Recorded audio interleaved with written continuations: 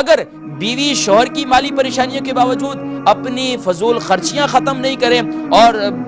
یا شوہر بیوی کے اصرار کے باوجود اسے مناسب وقت نہ دے تو بغیر منہ سے کہے ایک دوسرے کو کیا پیغام مل رہا ہے؟ یقیناً ناظرین کرام یہ وہ باتیں ہیں جو آج یو کے یورپ کے اندر پریکٹیکل ہو رہی ہیں۔ شوہر صاحب پریشان ہوتے ہیں کہ میں کیا کروں، میں تو دن میں بھی کام کرتا ہوں، میں تو رات میں بھی کام کرتا ہوں، کیا کروں، میں گھر کے خرچے کیسے چلاؤں، یہ کونسل ٹیکس کیسے چلاؤں، یہ دوسرے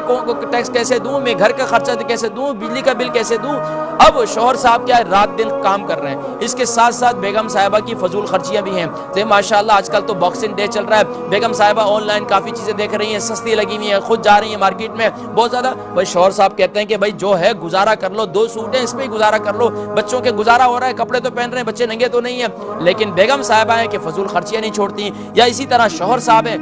بس اوقات بیگم جو ہے وہ سمجھدار ہوتی ہیں،